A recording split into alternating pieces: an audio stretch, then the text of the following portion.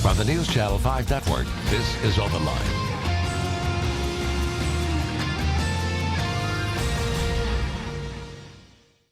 Hello, everyone. Welcome to OpenLine. Fun night tonight. We are talking all about the presidential campaign so far. We're going to be looking at some of the commercials that have been airing, and we are very happy to have with us political science professor Kent Seiler from MTSU. And you, Kent, have brought some people with you tonight. I did. I brought students with me tonight. I've got five of my best students. 5 of your best students, and we are going to look at these commercials and analyze them. Is that right? Yeah, and talk about the presidential primaries. This is a class on strategy and communication early in the primary season. They've been studying specific candidates and the whole primary, as a whole as it happens. And so we can talk about anything you or your viewers want to talk about. All right, that's great. So, of course, people can call in.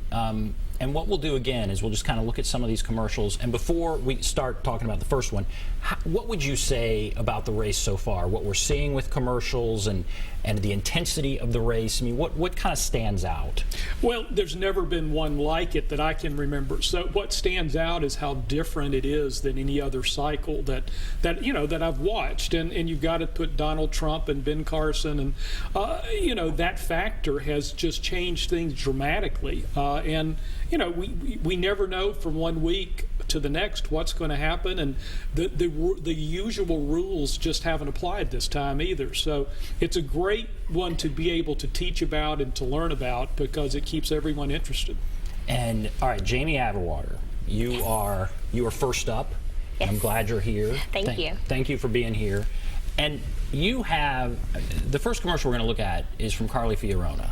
Fiorina, yes. And this is a great. It's really, I think, one of the best ones. It's a very good commercial. It kind of set up what are we going to see here when we look at it? So this commercial was aired as somewhat of a result of her being insulted by another one of the presidential primary You can name them. Donald Trump, Okay. yes. Right. Donald I bet Trump. it was Donald Trump. Unfortunately made a comment referencing Carly Fiorina's face, and he said something along the lines of, who would want to elect a face like that? So this was run as a result of that comment, and it got her a lot of publicity, and I think people really appreciated it because she responded in a classy but I'm very powerful way, and I think we respected that. Yeah. And this was a few weeks ago, right? It's been a while. Yeah. Time flies, but this was early on when Donald Trump attacked her. Kind of said that in a forum, one of those debates. Yes. And this was her response. I think this is a minute long, right? I think it's a minute long. And all right, we'll show it, and then we'll come back and talk about it.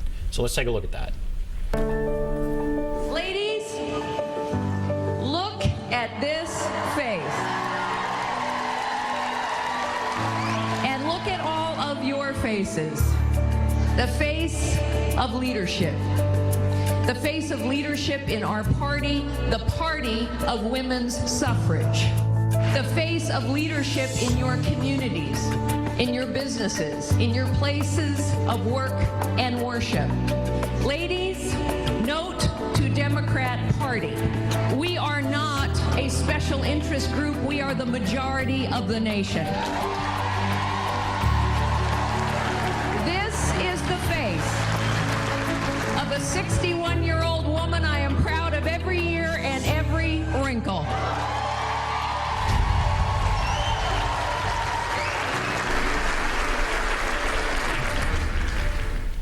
That commercial got a lot of buzz, too. It did.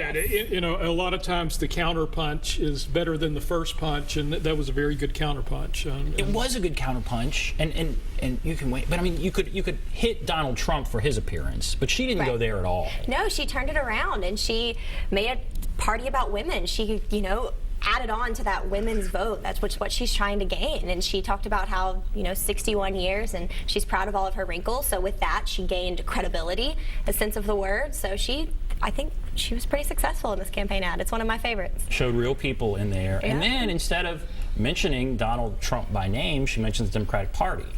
Says, take note, women are not a special interest. Yeah, they're an important group. So I thought that was an interesting thing, too. Yeah, she was deliberately broadening her audience, kind of ignoring Trump and going after, going after the group that Republican primary voters wanted to go after.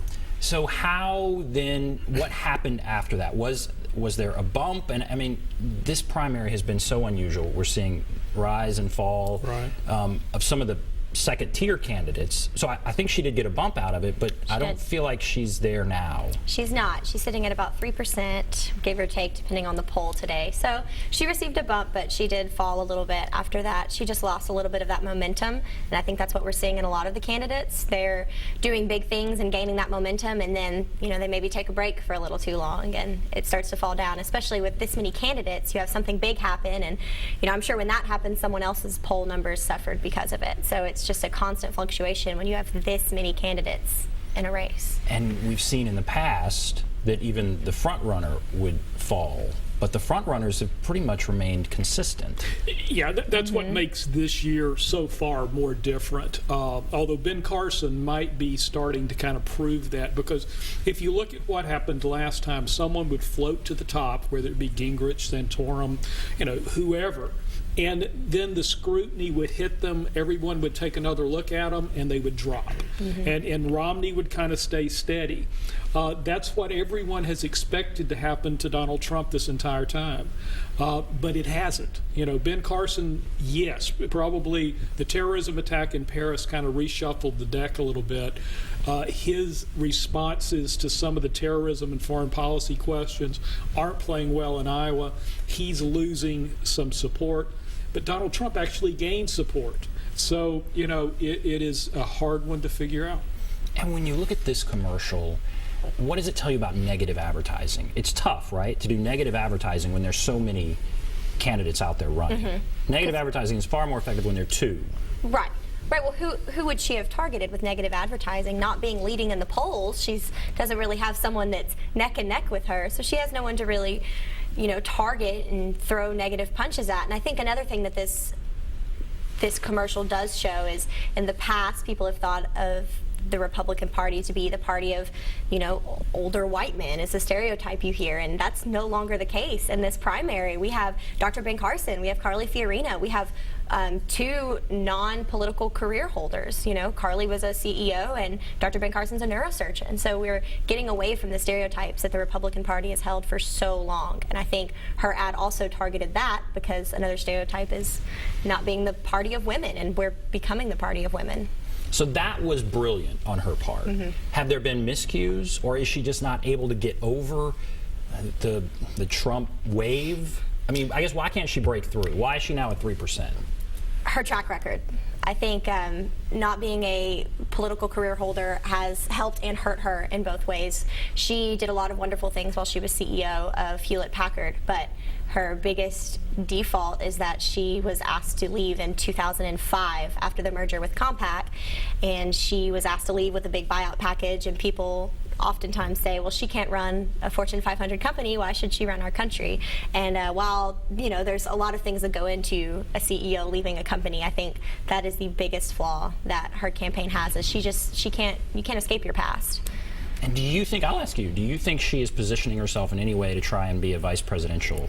I think that's a big possibility. I think she has credibility. I think she would collect some women's votes, but I think a lot of people question if she has the credibility and the history to be able to run the country firsthand. Maybe people don't see her as the leading lady of the country right now. And what do you think, to wrap this up here? One of the assignments, and Jamie did a good job of summing it up, the first assignment was, if you're going to make a positive argument for this candidate, what would it be? And the other one was, if you're going to make a negative argument that her opponents would make, what would it be? And if you go back to the Barbara Boxer race and the attacks that were launched on the Hewlett-Packard, the layoffs, the sending jobs over, all of those things, create problems. And so, she is, and you've got to remember when we talk about all this stuff tonight, Donald Trump continues to kind of suck all the air out of the room. It's easy to come in and break in for a few days with an ad like this, or she had a good debate performance or two, but to try to hang in there makes it very difficult, because you just kind of get pushed aside. All right, we're going to take a break. Jamie Averwater, thank you for being on. Good job. We're going to take a break. Going to come back and look at Ben Carson. Be back right after this.